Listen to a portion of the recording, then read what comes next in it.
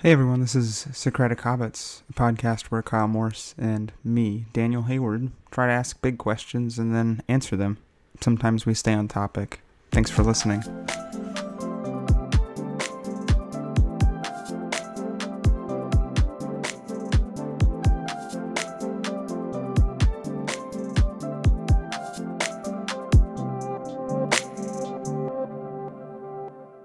It sounds like it's raining in North Carolina right now. No, it's probably just the hard drive whirring away trying to capture all this data. Yeah. Yeah. So, Kyle, you asked Dr. Blomgren to join us a little while back after reading his blog.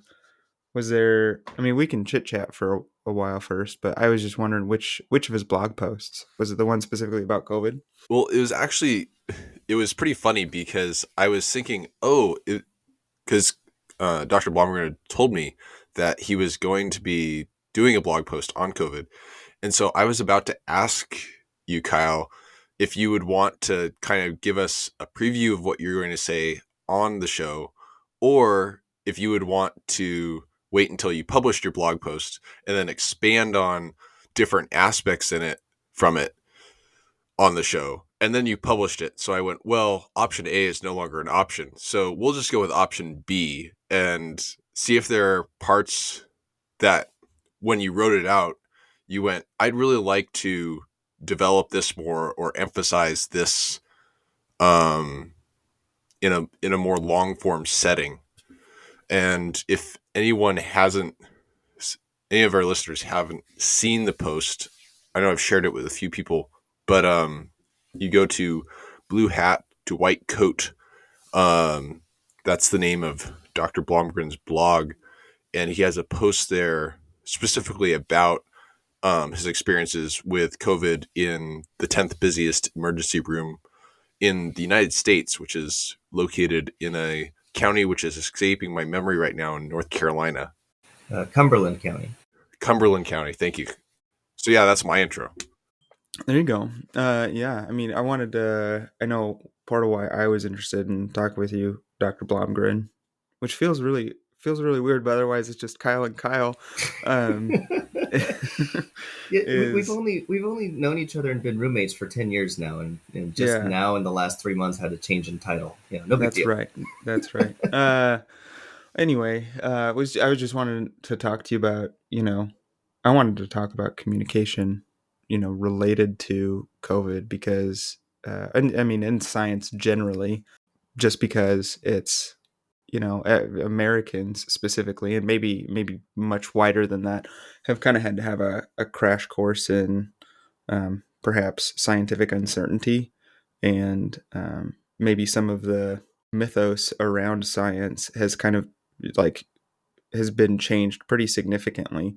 Hmm. I recall having the impression when I was younger, going through school, that science was, it could change. There were things about it that could change, but nothing of great importance that was communicated to, at least to me, was at risk of it kind of any uncertainty.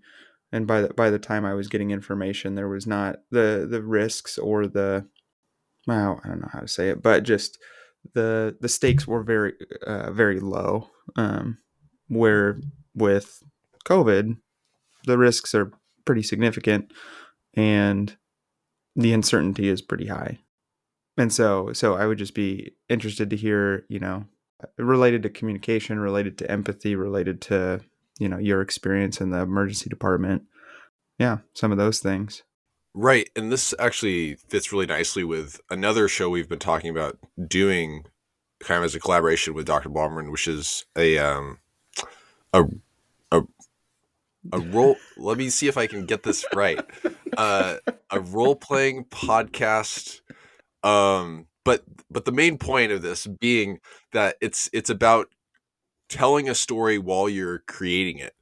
And so a couple of the questions I had asked Dr. Blomgren to think about outside of his blog post are around well, I guess one, his blog post telling the story of his experience, and then two, talking about anecdotes versus statistics, which is kind of, I think, what Daniel you were getting at, where anecdotes are very powerful little stories that we hear, and as a result, because they're a story that's attached to a person we know, they carry a lot of weight. Whereas a statistic, um, because it's It's kind of sanitized.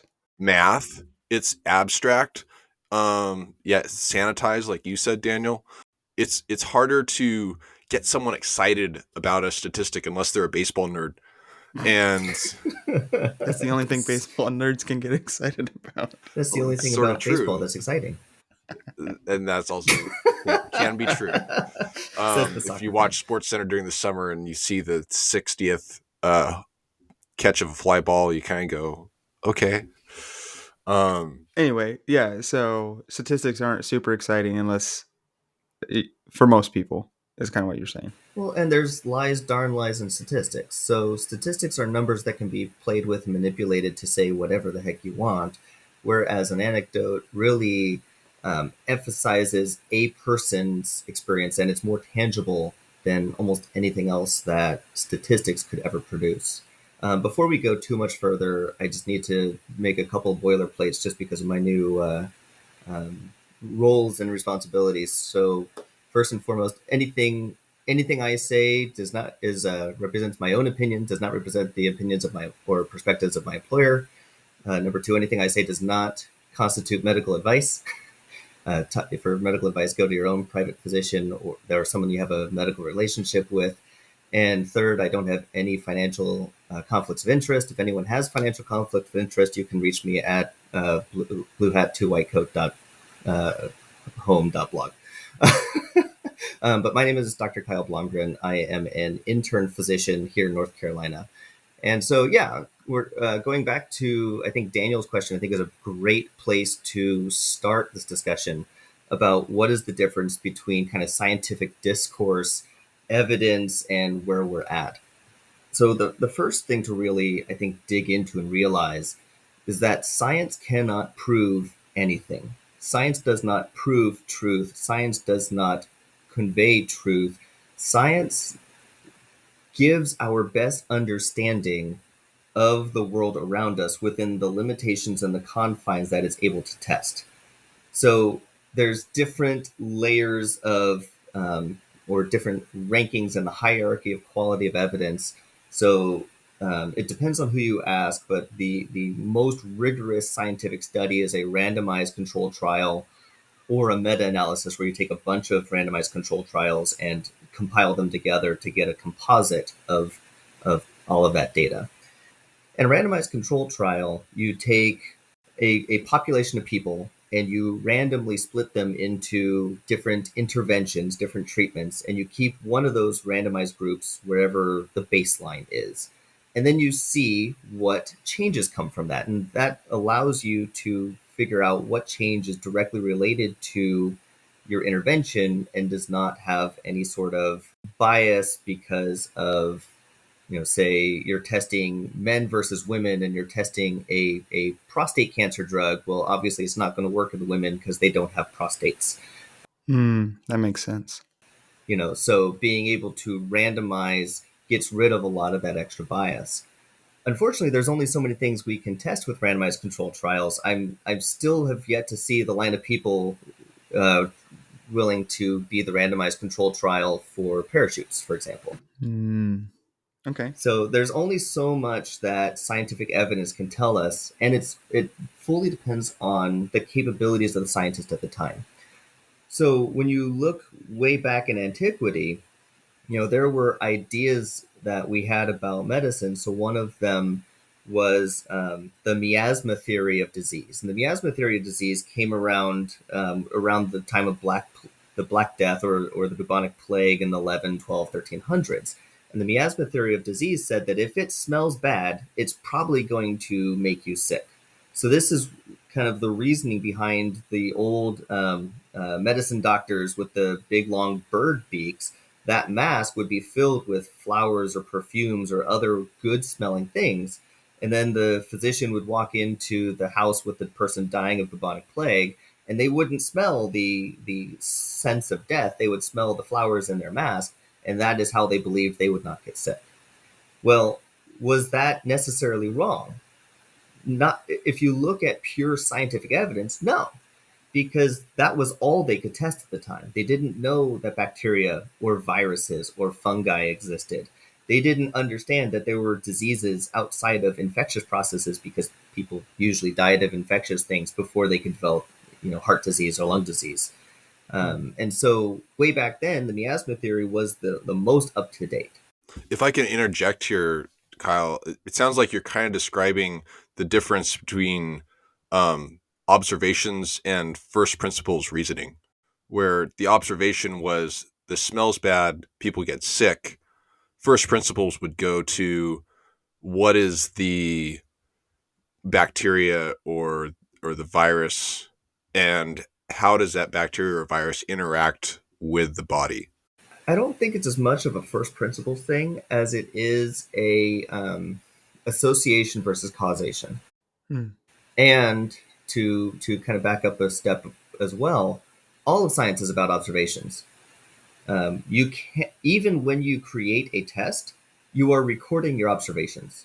You're not able to do anything more than that, because you can't record what you can't observe, if that makes sense. But causation and association, and this is why a setting like a randomized control trial is actually very useful, because there is an association between global warming and the number of pirates that are roaming the seas. Why? Because we have more piracy today with the Somali pirates and whatnot than we did back with the Caribbean days. But does that mean that pirates are causing global warming? Well, some people might say yes, but no, they're clearly not causing global warming. But there's an association rather than a causation event there. Hmm.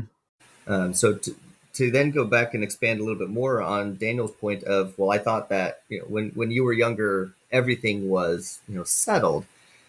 It all depends on what we can test at the time. And so the reality with science is that science is always learning. Science is always progressing. My first day of medical school, our vice dean came up and introduced himself as you know, a 34th year medical student. Now, clearly that's a little bit tongue in cheek. He'd graduated from school 30 years prior. But the point still stands. Even 34 years after he started medical school, he's still learning. And that's because science is always changing. Science is always learning new things. There was a blog post on a paramedic news site that I read a number of years ago, and it said that these 10 EMT skills are no longer taught. And I read through it, and I had learned every last one of those 10 skills in my first EMT class back in 2008. So things are always changing.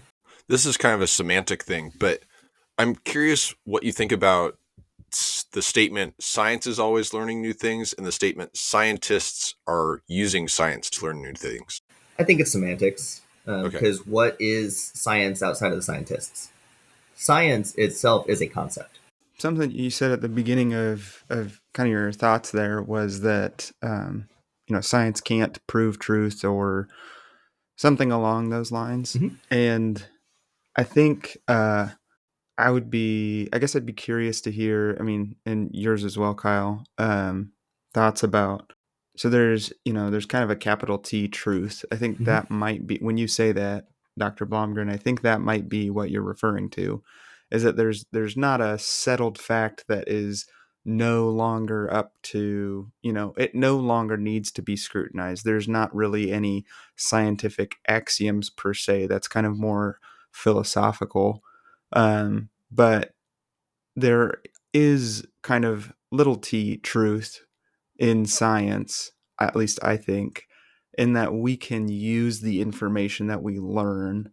And I mean, that can always be expanded. There's always going to be nuance. There's always going to be, I don't know, like I guess I'm just like, I don't see there being a whole lot of breakthroughs related to how gravity works on Earth.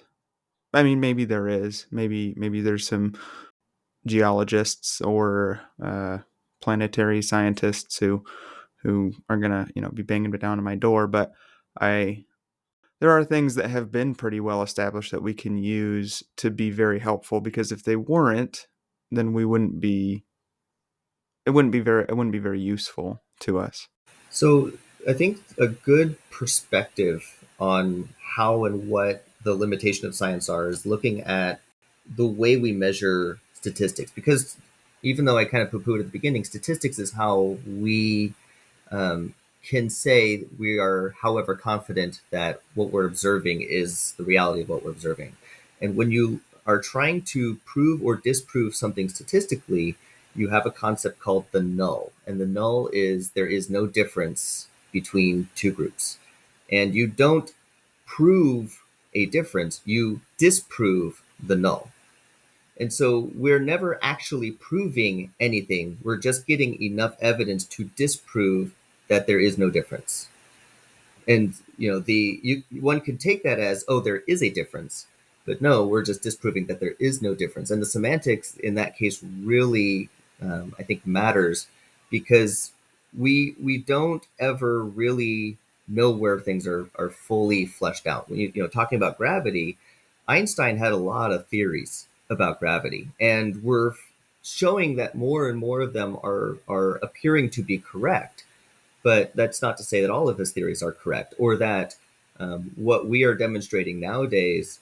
And I'm not a gravitational scientist. I'm an intern physician, so I'm not going to go into specifics other than to say, a couple science blogs have said, well, another one of Einstein's theories is seeming to be correct. Hmm. But we're able to demonstrate that some of these ideas are probably correct. But the thing is that without a certain amount of evidence to say we're pretty sure this is right, or we're willing to bet 100 million people's lives that this vaccine isn't going to kill everybody that we Mhm. put it in. Yeah, there we go. um like, there's a certain amount of evidence that maybe maybe you're not comfortable saying this is true, like this is a fact. But I think that you get to a pretty odd place pretty quickly if you say there's nothing that at all that can be. I mean, I guess why would you do science if you can't gain any kind of information from it? So I think this is the rub between scientists or healthcare practitioners and the general public, because what we have come to terms with as scientists is that we can only act on the best information we have at the time, and we will be wrong, and we will make mistakes, and we will do things that are incorrect. And unfortunately, the lawyers only come in after the fact to remind us how we were wrong. But the reality is, we acted on the best information we had at the time. Whereas the general public says, oh, science must be right. Therefore, we can only go with what is definitive, what is proven, what is true. But I'm not saying I'm not saying that what I'm not saying you're coming up with, or scientists are coming up with, what is true. I'm saying that there is a preponderance of evidence, enough for them to act on, to say, you know what, we have done enough due diligence. It wasn't, I mean, it wasn't, related to the vaccine. It wasn't just that there was enough political pressure that it was like, well, we have to come up with something. Like, that wasn't why the vaccine came out when it did. It was because there were enough scientists, at least this is my opinion, you Mhm. correct me, but that there were enough scientists who said, yeah, this is safe enough. And that's exactly it. We It's like a probability thing almost.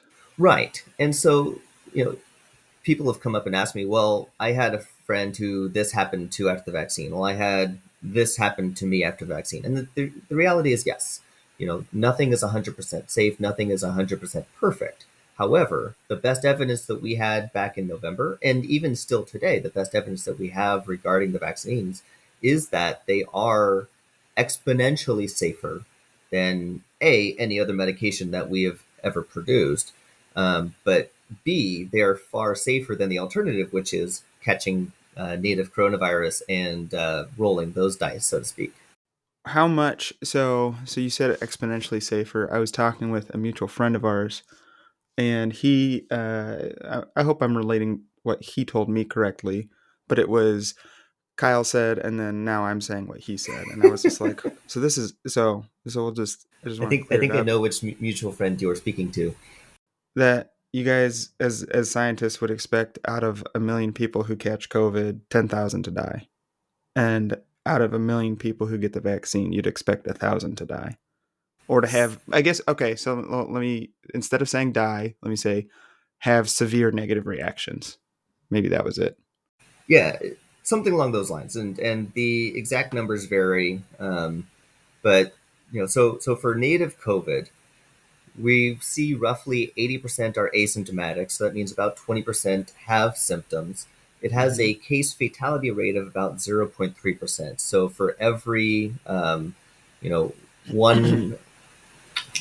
quick off the top of my head math, every 1,000 people that catches it, only one or three of them will die. So those numbers are really encouraging. However, when you expand that to the population, And those numbers have come way down thanks to a lot of scientific investigation in the medical community. Delta variants throwing curves into that, but we'll get that.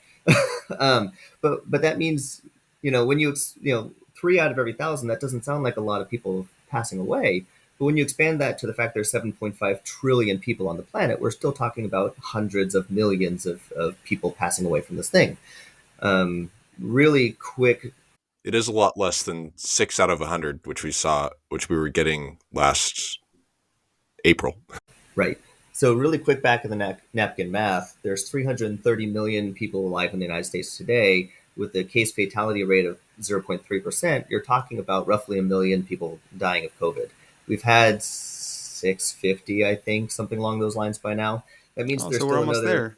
well, that means there's still another 350 to 400,000 people that are alive in the United States today that will die of COVID sometime here soon.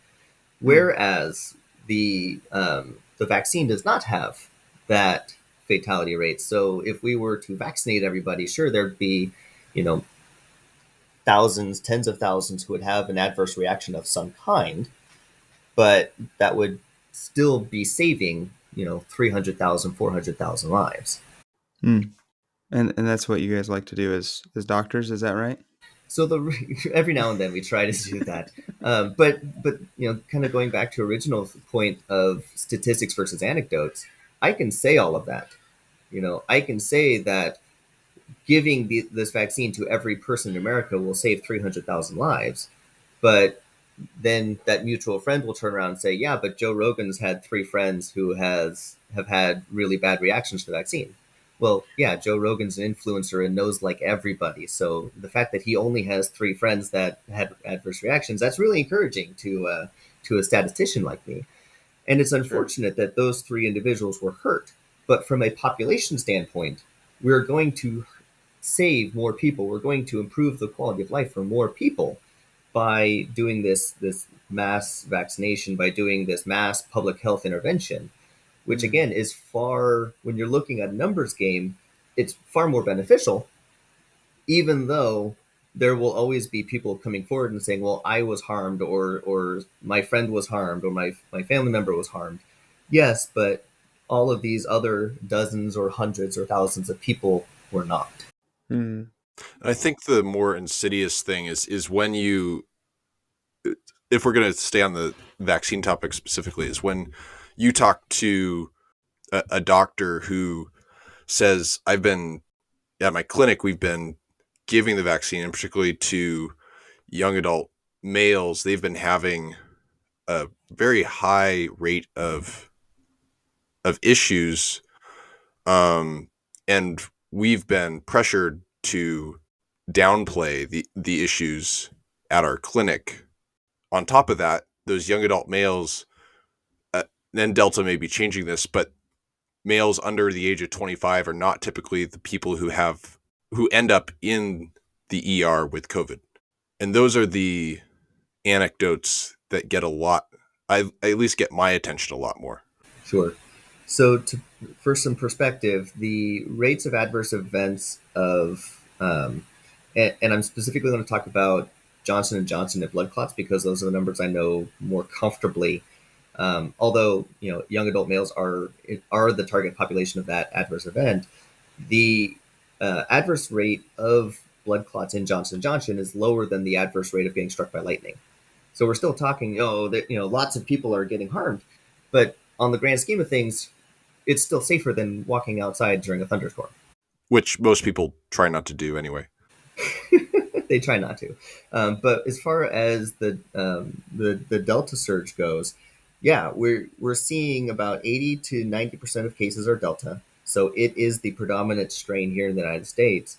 And I was just looking. Just to set the record straight, I hear so many people go like, "Oh, there's no test for Delta. Like, how can the medical community tell us that 80-90% are Delta?" So can you just on the show set the record straight for how you guys know that it is Delta?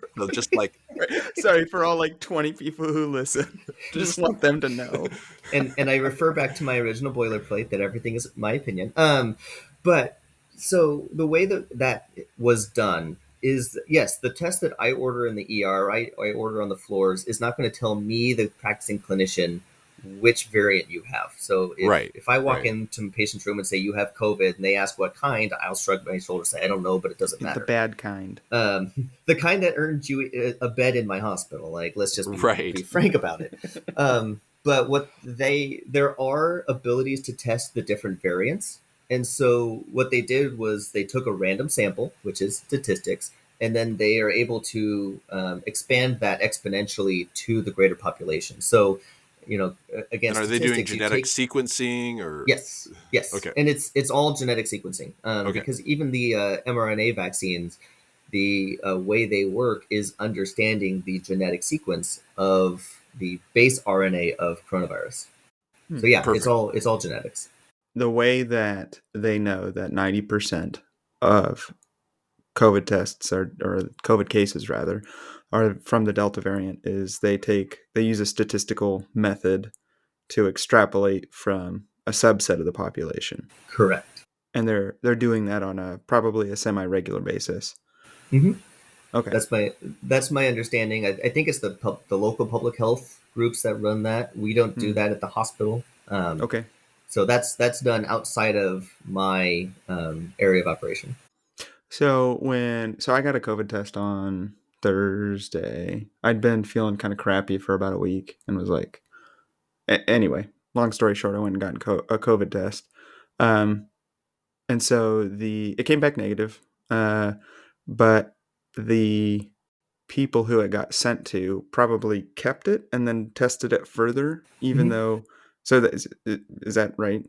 Yeah, so it depends on where you got it from. But a lot of times they'll, amongst all the other things that you're signing when you sign to be treated by healthcare, one of the things they could have you sign is, can we keep your lab results for further testing? And so especially if you have a PCR, which is how we're able to sequence the genetics for anything really. When you have a PCR test, that's something that can be kept for later and reanalyzed as part of that. Well, what kind of variant did this individual have? And comparing that to this subset of tests. I see. Okay. Interesting.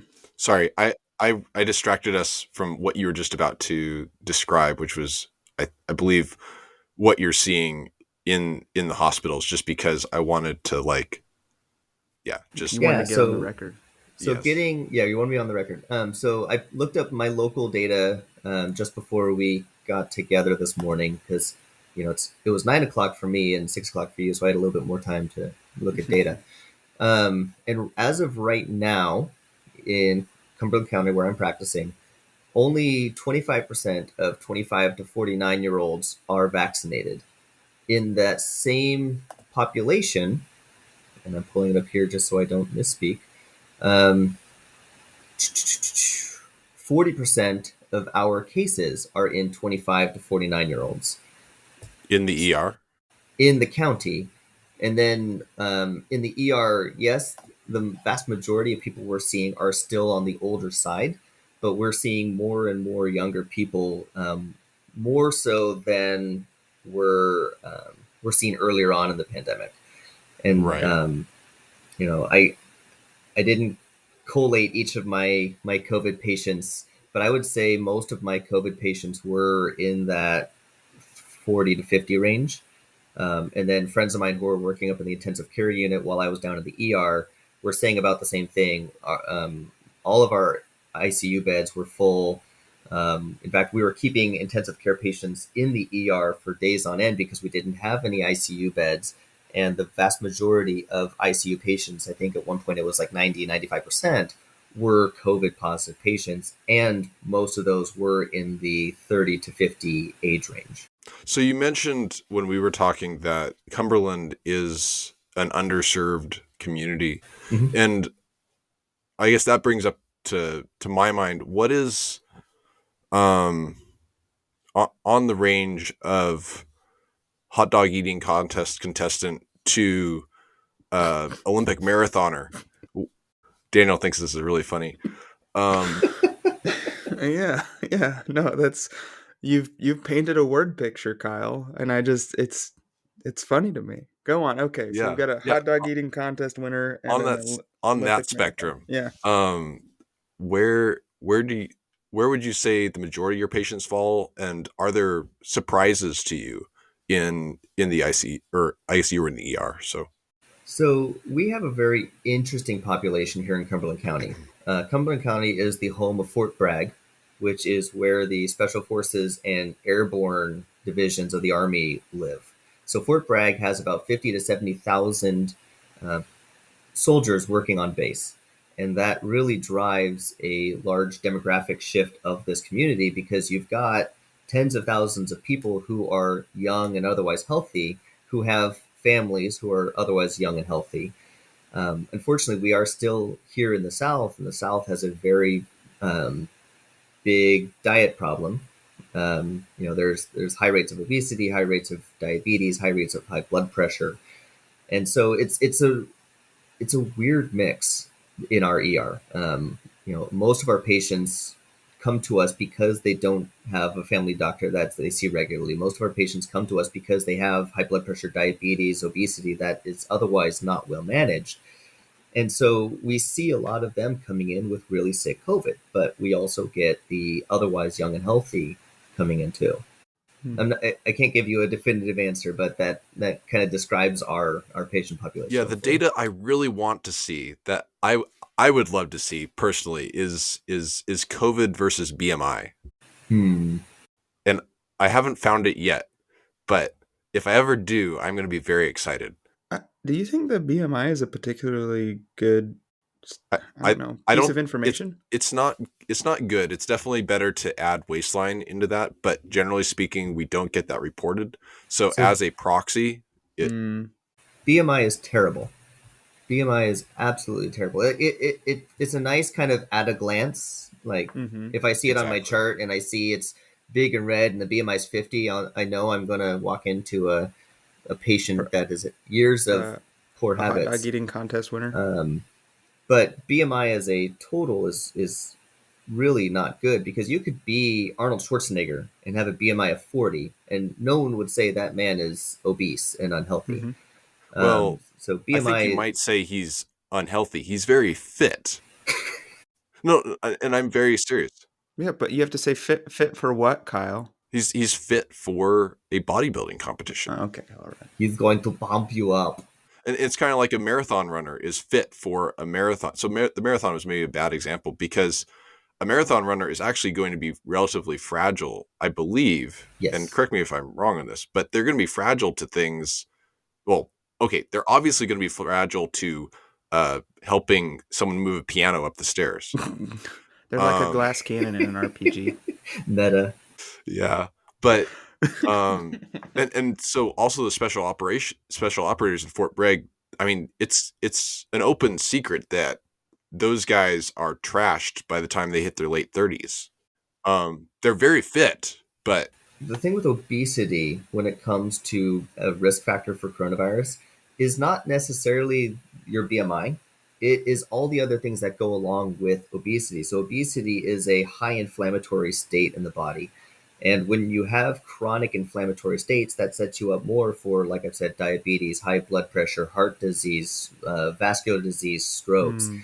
And even just being in a modern day American lifestyle where we're constantly going, we're not getting really good sleep, we're drinking too much coffee. Those are also high inflammatory states, and there's not a huge difference between the obese person and the overstressed, anxious, not sleeping well coffee drinker like your Can average we can medical we can we resident. take coffee out of this? Sorry. Hey, I have mine right here before my meeting in a couple hours, so Uh-huh. I have my Okay. coffee too. Okay. All right. All right. I just, I don't, it's very near and dear.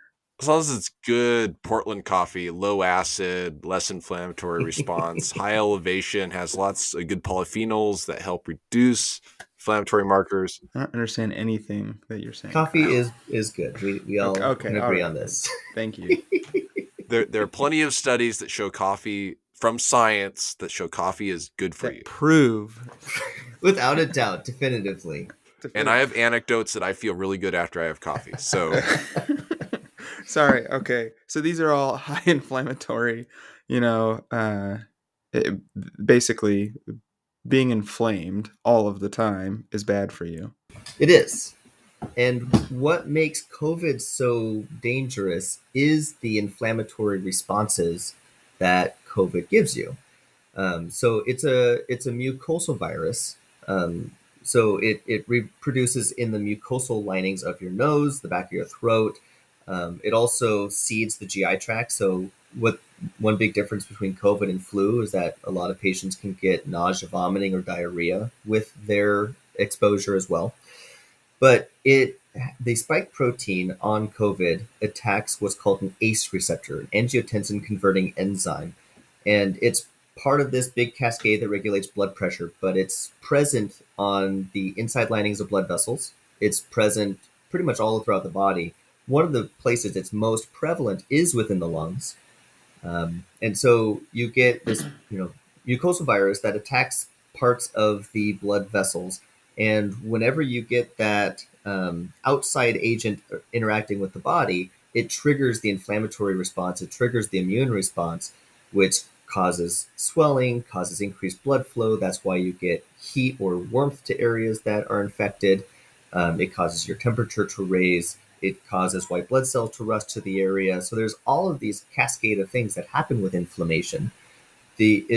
Another part of that too is the clotting cascade is also kind of interrelated to this cascade of things. And so you get inflammation, say in your heart or in your brain, and you're decreasing blood flow, you're increasing the ability to clot. And so you're seeing COVID patients getting heart attacks, you're seeing COVID patients getting strokes, you're seeing COVID patients get blood clots in their lungs called pulmonary embolisms. You're seeing, you know, the primary lung manifestation of severe COVID is called ARDS, Acute Respiratory Distress Syndrome. And essentially, with ARDS, you get swelling and fluid between the inner lining of the lung, the alveoli, and the blood vessel. That lining is usually microscopic, but incredibly thin because oxygen needs to diffuse from the inside of that air pocket, that alveoli, into the blood and carbon dioxide out. When you get fluid between that, air doesn't move as well. And you can actually see that on chest x-ray. It looks like somebody took a chest x-ray and just poured snow over top of it, to the point where we had a guy come into the ER, and I told the story on my blog, and he was altered, and we were running through a big long list of things that it could be. We took a chest x-ray, and I looked at it and said, this is COVID. Like Hmm. just like that. Because not a lot of things cause a chest x-ray to look like that, with the amount of swelling, with the amount of inflammation inside the lungs. And that's why these patients get really low. was that statistics or is that intuition? Yeah. And that's why these patients get really low oxygen levels. The lowest I had seen with a COVID patient was 46% oxygen saturation. And That's real low. and oxygen saturation is kind of like a spelling test for first graders given to college students. you're supposed to be getting as close to 100% as possible. When you get Yeah. down to the 92%, that's when we start giving you a little bit of help with extra oxygen. So someone with 46%, that, this guy was Papa Smurf blue. Like he was not doing good. And I don't know how he did afterwards, but I am not optimistic about how the rest of his course went. Hmm. But that's part of what's making COVID is so scary, is just all of this inflammation and decreased ability to get oxygen into these patients. Yeah, when in your blog post you use the phrase altered, and you just used it here a minute ago. What is it? What does that mean? So to be altered means that your mental state is off. It's not normal. So Mm. it's kind of a catch-all term. So if you're acting a little bit funny, if you're a little more sleepy, if you're just not responding at all of those are within the frame of altered. Hmm. But it's a change from baseline of your mentation, of your normal thinking abilities. I'm gonna have to start using that with friends. Yeah. Well, Don't try it it on seems your like wife. It doesn't work out well. uh, I would think that that would be somewhat. I mean, not some symptoms would be pretty obvious, but some would be more difficult. Like I would have a better read on whether you, Kyle, were altered or not than some doctor who had never met you, right? Like, oh, something seems off, even if you know, seem okay to somebody who's never met you. It's like, oh no, you're normally different, you know. Yeah, and some of those more subtle cases, we really do rely on family and friends. Okay. But this particular individual was found in his bedroom or bathroom. I can't remember where the paramedics said they picked him up, and family just walked in, and he's laying on the floor moaning. Like that's, even if I don't know somebody, for ninety nine They- percent of my patients, that's not normal, right? yeah, Um, sure. we rubbed into him to cause a pain response to see how responsive he was. And he moans a little bit. We ask him questions, and he answers one or two word answers to questions that you and I would give a much more verbose response to. Those are all very clearly altered. Unless Hmm. someone came in and said, this is how he normally is, I'd have to assume that that's not his baseline. That makes sense. And there's a lot of different things that can cause someone to be altered. So low blood oxygen levels, low blood sugar, low blood pressure, having an infection, having a brain injury, getting cancer, ingesting a chemical or a toxin. There's so many things that can cause you to be altered. And so paramedics calling in saying we've got this altered, guy in his 50s. COVID was not on our or not immediately on our differential. Even though we were in the middle of a surge, even though we were in the middle of a third to a half of our ER being filled with COVID patients, we're still practicing emergency people, and so we've got to think about all of the different things that could cause that. And then we saw the chest X-ray and said, "Oh, is that really this guy's problem?" And Hmm. still kept it broad until we got other blood work back and other imaging back. But eventually, that was his problem, and it was not something that we were expecting. Why weren't you expecting that? Again, there's just so many other things that can cause someone in their 40s or 50s to be altered. Because Um, they didn't say anything about, oh, he's having trouble breathing or something like that. Correct. So he's not having trouble breathing. Oh, he's been sick for a week. He's got fevers. Like Hmm. all of these other things that could point us toward an infectious cause. And even then, COVID is just one disease amongst many that are still in the community. So there's still bacterial causes, and there's still blood infections. There's still all these other things out there. I This actually brought up a question that I was hoping you could dive into, Dr. Blomgren, which is, I should just say Kyle. It's a lot more natural. But but what does, maybe not for the Smurf, but what is the, when someone gets the ER, they aren't they don't look like they're on a trajectory to the ICU, but they're just in the ER. They have their Snow White chest X-ray. Is there a typical course of treatment that what would the is there a typical experience for COVID at this point, or is it still totally random chaos like it was a year ago? It's really hard to say what is typical right now. Because if you want to That's dive why into what I is tried to really narrow it typical, down to I just know. like they're in the ER. Yeah. Well, so in the ER, in a normal day outside of COVID times, I would send 80% of my ER patients home, and this is national statistics, and I would keep about 20%. I had multiple shifts last month, and I'm not on the ER rotation now. I'm on a different rotation now, so I'm not. But last month when I was in the ER, I had multiple shifts where I admitted everybody, and so that alone is not normal. And Right. there's a variety of confounding factors for why that was. But as far as the COVID patient in particular, it really depends on their presentation and their ability to take care of themselves and what other supplemental care they need from us. So if you've got a fever, you've got a cough, you don't feel good, you've got kind of the body aches, you lost your smell and taste, but you don't need extra oxygen from me. Your oxygen level doesn't plummet when you walk down the hallway. You could probably go home and just do all the things your mom told you to do with a normal flu. Hydrate, rest, take some Tylenol for fever, and stay away from everybody else for 14 days, and you're probably going to be okay.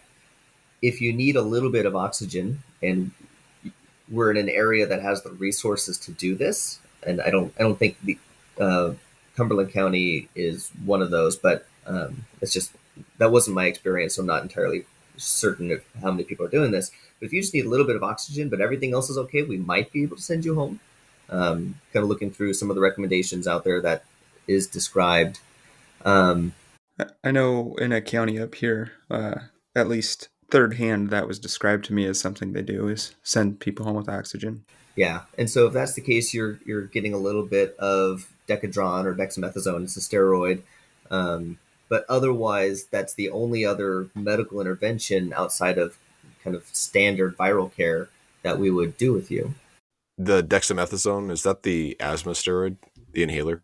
It's one of them. There's a lot of different steroids that we can throw at people depending on what their But it's the is it like taken with a puff? no, dexamethasone is a pill. Okay. Isn't there also remdesivir? So remdesivir is an option, and right now the latest recommendations for remdesivir, and I because I don't want to misspeak, remdesivir. Where did I have it?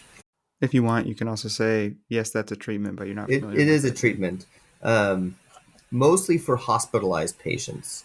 Mm-hmm. So if you are sent home with oxygen, usually you're not sick enough for remdesivir to actually make much of a difference, is what the Yeah. latest recommendations I'm looking at right now say. But if you are hospitalized, remdesivir can be helpful. Outside of those two medications, dexamethasone and remdesivir, it's all what we call supportive care. And supportive care can be anything from a little bit of Tylenol for a fever, all the way up to what are called vasopressors or medications that increase your blood pressure because your blood pressure is too low. Hmm. So supportive care can be a very broad um, term depending on how aggressive we have to be. So in Idaho, I think they were down to like 4 spare ICU beds last week, so they're probably out at this point.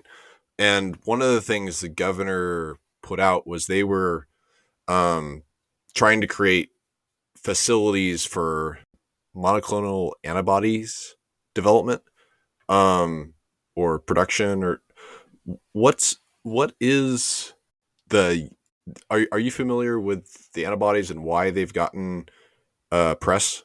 So what the monoclonal antibodies do is they are specific for COVID-19, and they act like the antibodies that your body would otherwise normally make if you were vaccinated or you've been pre-exposed, and they're just neutralizing antibodies. And so for the spike protein in particular, they essentially cap the end of the spike so it cannot then go off and infect another cell. There are other antibodies out there that make it easier for the immune system to hunt down and destroy antigens, whether that be COVID or something else. And so all of these monoclonal antibody treatments for COVID are just ways to help your innate immune system do its job better. Okay.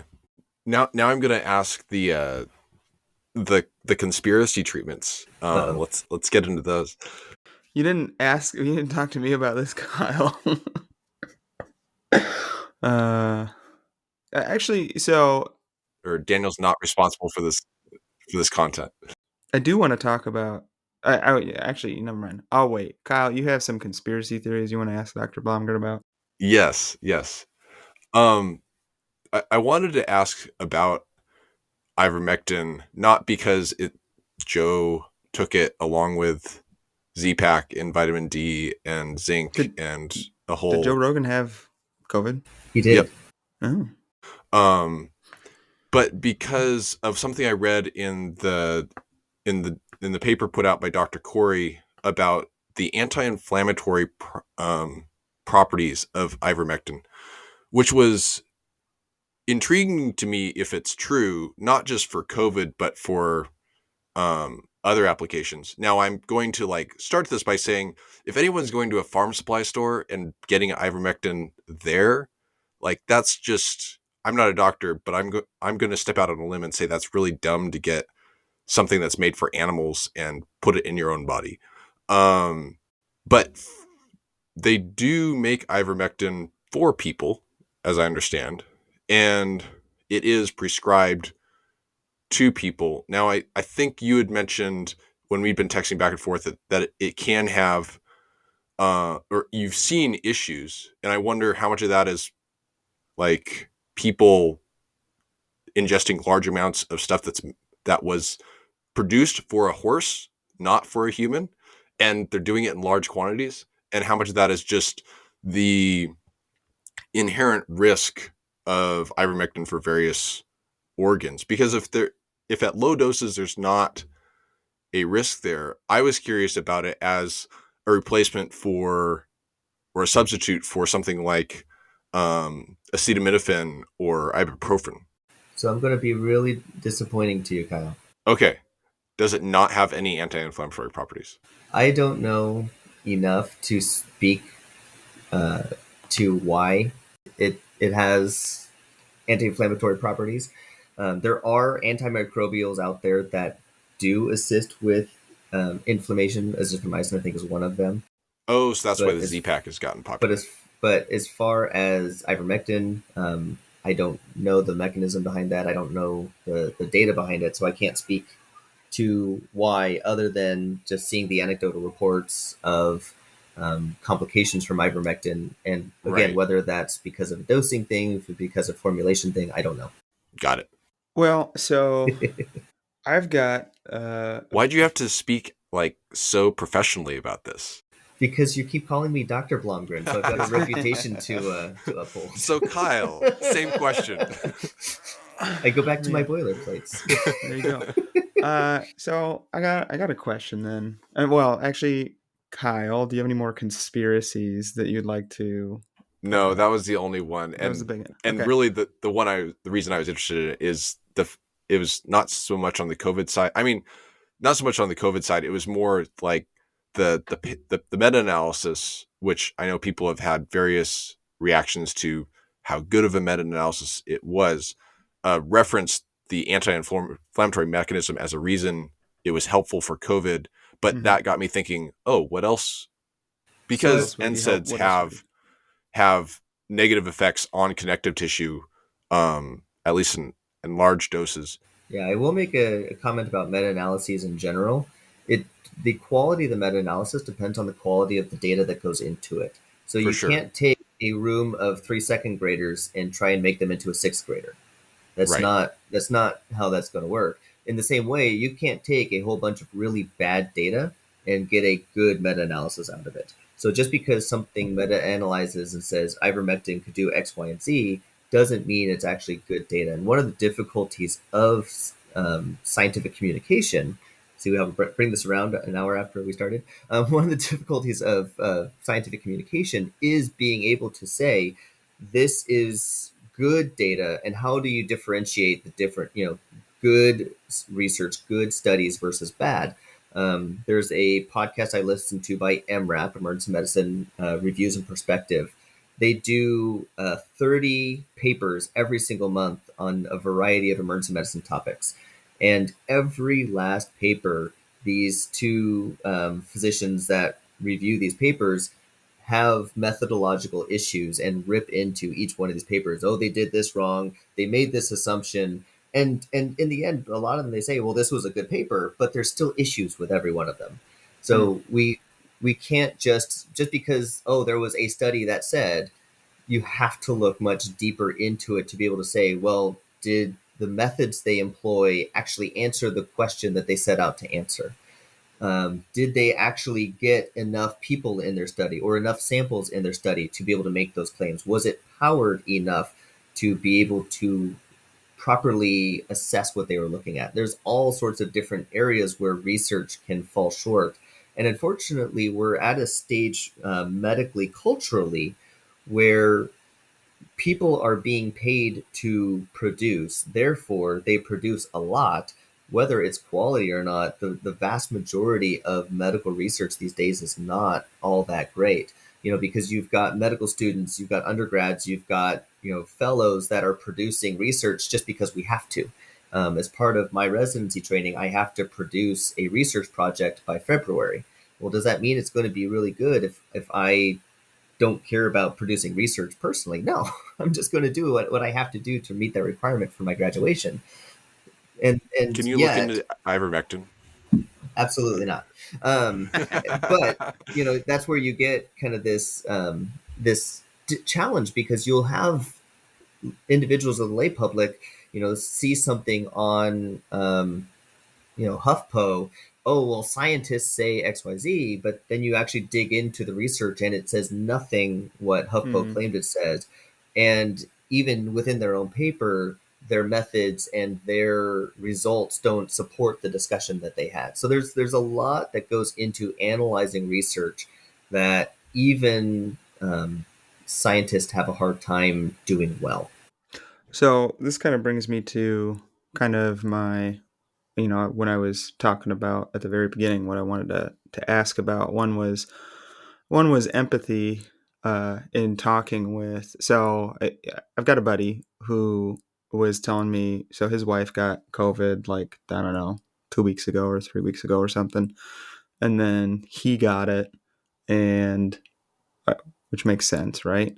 Mhm. And he was saying, like, yeah, she had it pretty bad, but we didn't know anything to take, and so I've been taking a lot of vitamin C and ivermectin, and it's going a lot better for me. And I basically didn't know how to respond, because he's got 2 kids, he works full time, he does not particularly care much for reading research.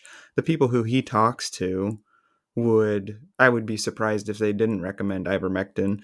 And maybe they even have horses that they could just borrow the ivermectin from, and it's like, well, how do you talk to somebody, and how do you make sure that how you're saying what you're saying doesn't get in the way? Because if you lay into somebody, or basically say, like, hey, friend, you're being kind of an idiot, um, and even Kyle, the way that you had said you're dumb if you take ivermectin for horses, it's like, well, maybe that's true, but if somebody really was doing that, that's not in my opinion, at least, that's not the way to communicate that with them. I don't Mhm. think that Mhm. probably applies to anybody, like, who's listening to this right now.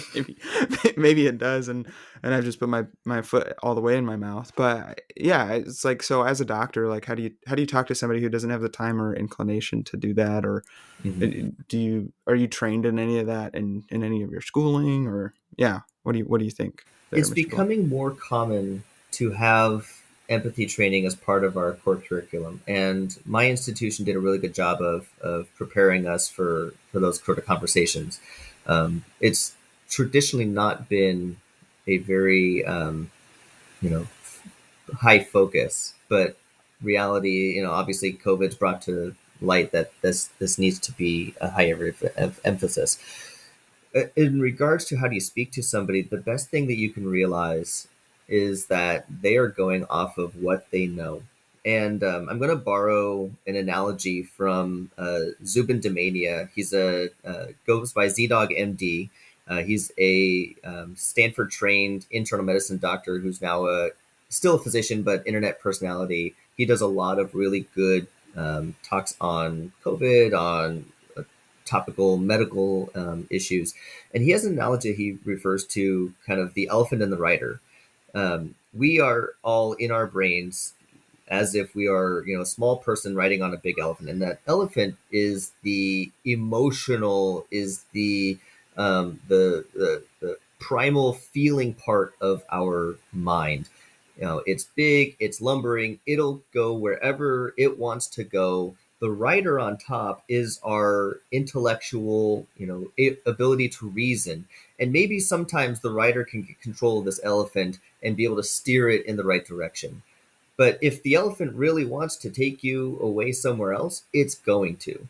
In the same way, we all as people respond to our most primal feelings, which in this case with the pandemic and the unknown is fear. We all are afraid of something. And so when we, the royal we of, the average person, when we are faced with something we don't know, we go looking for information, and the information that speaks to us is that which agrees with our primal elements of fear. And so when somebody goes and they research, oh, ivermectin works, it's because the way that that data was presented speaks to their primal fear. The results of, doctors are not going to tell you this because they're keeping it from you. That speaks to someone's, innate mistrust of medicine. That speaks to somebody's desire to do, that's what the doctors they're keeping from us, that kind of, feeling. Where when you get that perspective that is where someone's coming from, it makes it a lot less of an adversarial discussion. They're not taking ivermectin because they are an idiot. They're taking ivermectin because they saw something that spoke to that innate feeling of fear, that spoke to their elephant.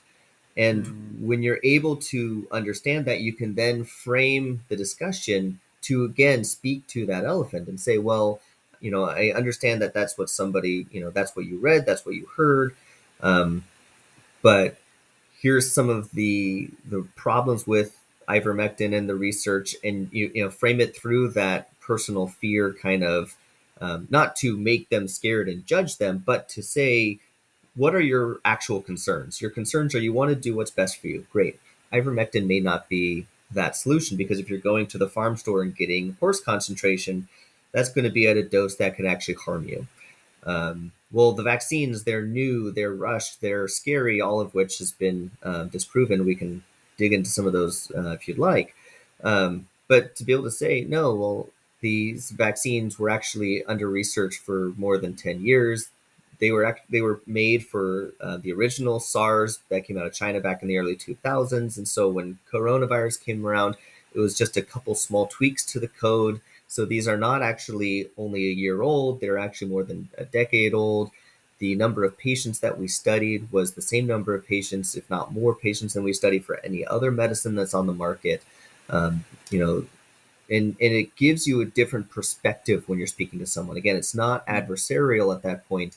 It's trying to understand why they ran to something else in the first place. And again, it's through that lens of fear and concern. That's interesting. I haven't heard that analogy before. I'm not 100% sure I agree with it, but that doesn't mean I just have to think about it a little bit more. Cuz I guess I don't like the idea that would make many decisions or all of my decisions out of fear. Um and so then I don't like to think that about others either, but that definitely yeah, yeah, I just have to think about it a little bit more. And we all have basic driving forces. Fear is just one of them. Mhm. But then there's also hunger and shelter and protection. But as far as what keeps people alive and what has kept us alive for thousands of years is kind of this basal um, underlying fear of that's why we build a house strong enough to withstand a hurricane. That's why we store up food for when the dry season comes, because we're afraid of dying of hunger, or we're afraid of the storm making us cold and wet, or what have you. So when Eve took the fruit at the devil's temptation, could we trace that back to some sort of fear? Or, and the reason I ask is I think of that more as a desire for um control. Mm-hmm.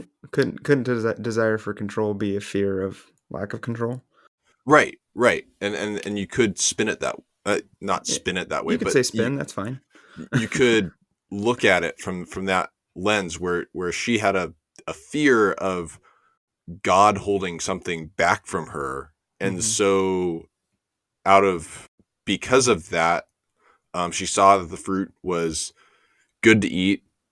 God had said no. She saw the fruit was looked well, let's see. It was pleasing to the eyes. It was good for food, and it had the ability to make one wise.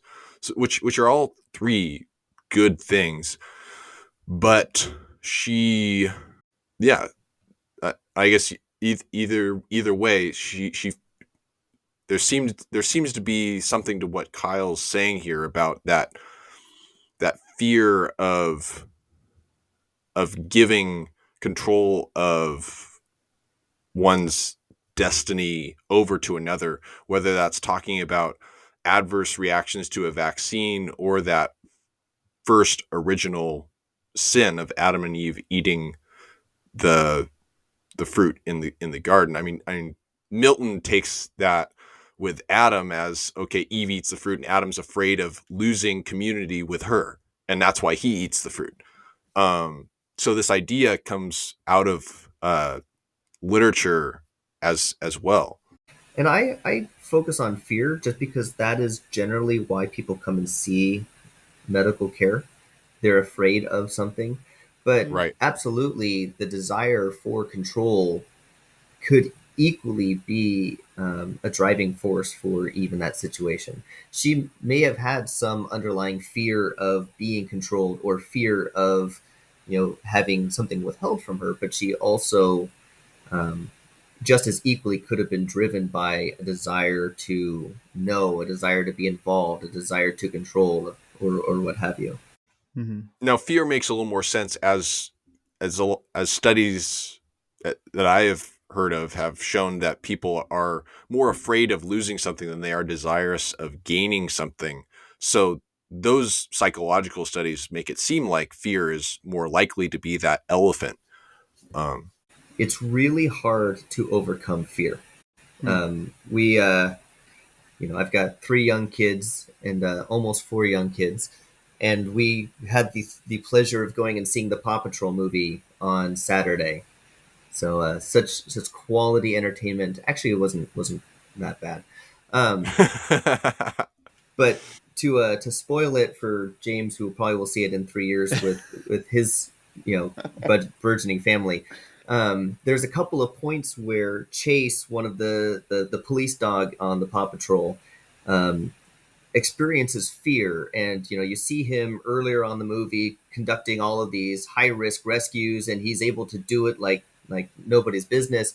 But he's then thrown into an environment where he's already got a history of fear, and now add that to a high risk rescue that he's trying to perform, and he shuts down, and he hides in the corner, and he's unable to perform his job anymore because of fear. This you know cartoon dog who is able to jump off of bridges with a zip line and rescue people that are 17 times his size, no problem, is reduced to a quivering puppy because of fear.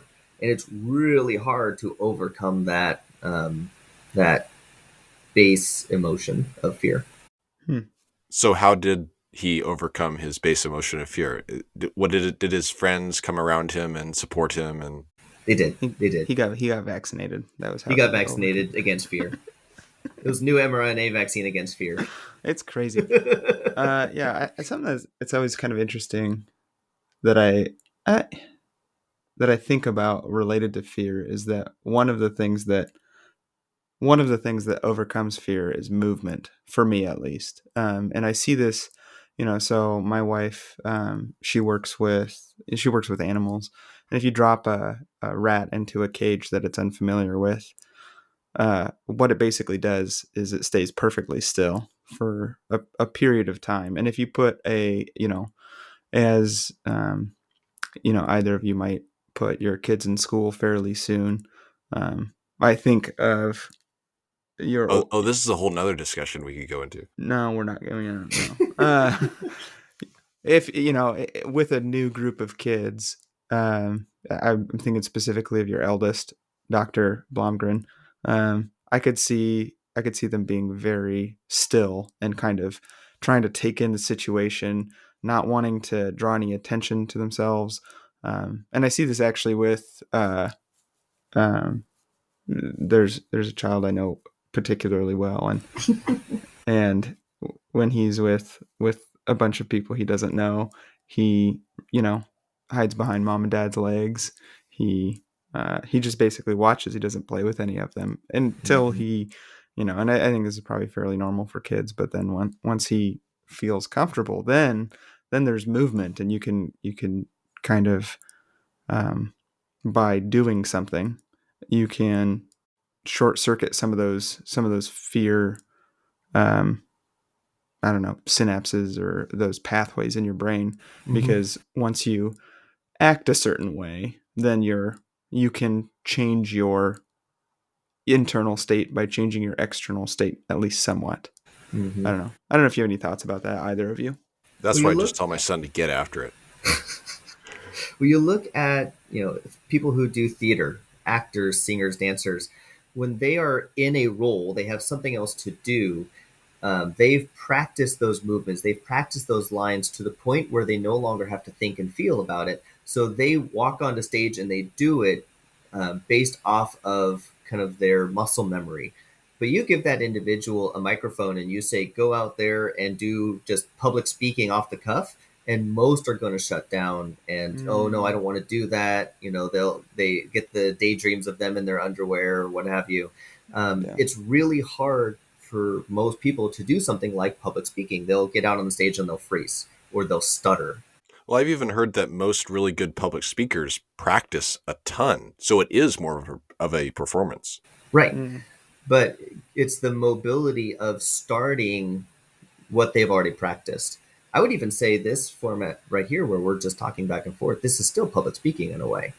And, when we started this conversation, there were more longer pauses. There were more, how do I transition to the next topic or how do I start this? And now that we're deep into this recording, we're more comfortable just talking and going along. And that's that same concept of motion kind of overcoming fear. I think your data may be slightly biased by the fact that Daniel and I are both waking up.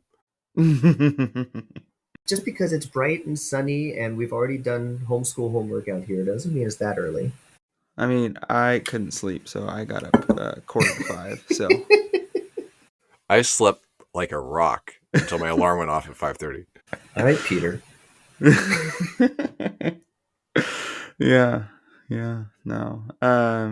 Anyway, that's well, yeah. I appreciate those thoughts about fear. Was there anything else we wanted to chat about? Did you have any questions for Kyle, with Dr. Blomgren? I don't I'm just know. I kidding. mean, I'm just between kidding. his blog and just the occasional chatting we do. Oh, hey, we have some good news. We got paid for our podcast. Wow. Yeah, yeah. So Amazon was very generous, and I think well, I mean, so we. Withheld a large percentage of it. Wait. I got to tell the whole thing. So I post a lot of times if we talk about a book or we talk about some gear of some kind, which I don't know that we have ever talked about any gear. Mhm. But I'll just post like an Amazon, affiliate link. And Amazon was like, here's your $20 and 50 whatever cents. But it takes us $15 to process your checks. So they Here's five withheld. bucks. So here's $5. I haven't split it between us, Kyle, yet. Yeah, that's I that's more than I've earned for my podcast, so I can't. I was really surprised. I was like, why is Amazon sending me like anything? And then it was like, Oh, oh, right. wow, this is what it feels like to be rich. That's nice. Passive income. So I have about 10 minutes before I need to go prepare for my next meeting. But Okay. Okay. was if unless there was One anything last else question. about COVID or Mhm. coronavirus, I was thinking we could take a few minutes and talk about the other topic Okay. we Oh, wanted to want to try chat out. about? Yeah. So we're talking about potentially having. Well, no, I think we'd like to do it. I think there's no potential about it, but having Dr. Blomgren put on his GM hat and game master or a game or Thanks for translating. an RPG. Thank you. You're welcome, Kyle. We're not gonna. We can't call you. Well, we could call you Dr. Kyle in that too, but we'll figure it out. But yeah, having you DM. Would you say GM a game for us? I don't Well, it know. would be through Dungeons and Dragons, so it would be DMing in that So we could be case. DM. Okay. Yeah. Well, yeah, it would be both or either. Would it be D&D or would it be Genesis? Uh, Daniel asked for D&D. I think that's what he's more familiar with, anyways. is Genesis with the D6 though? No, Always? No. no. Okay. Then It was the Star Wars game we did years ago. Anyways, um, so the way this discussion came up, or the reason we want to talk about it before just playing the game, was Kyle had asked me kind of why gaming is important because for those that have listened to all what are you guys up to now, like 17, 18 episodes of this podcast. well, we've um, recorded 20, but We've recorded more Kyle than Morse 20. does not do anything that is not considered highly useful in his day. And so how is gaming? That's very false. I try not to do anything that's not highly useful in my day.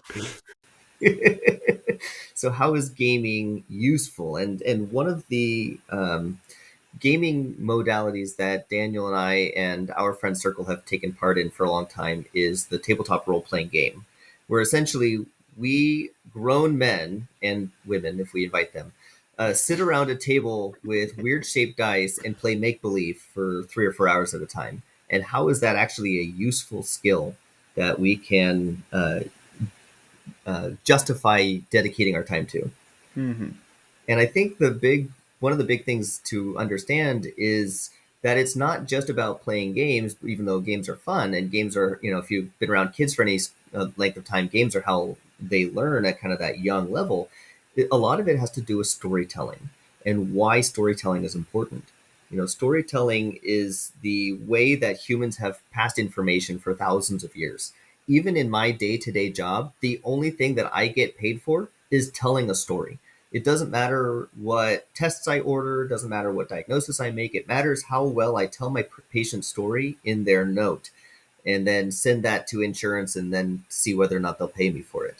So storytelling as a concept is such a important basic skill that people need to learn. How do you paint a picture that gets people to want to think or do in a certain way in response to it?